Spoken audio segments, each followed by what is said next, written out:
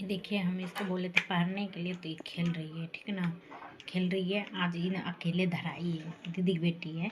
अब क्वात करने के लिए दिए तो क्वात कर ली है, ख्वात कर रही है, ठीक ख्वात कर रही है। और ये मेला देखने गई थी जो कि खरीदी, इधर ही देख रही है।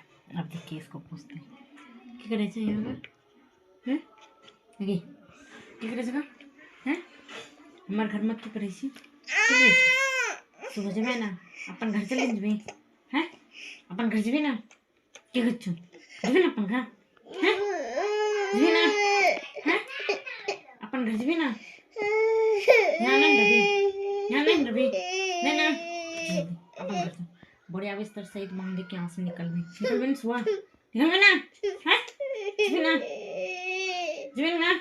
हैं हमार घर में रही हमरे खाई छी और हमरे पे टंडप करे छी हैं। जे चीज बोली तो सुने ना छी एकदम, गाली खाली दी छी जल्दी चुप मत निकल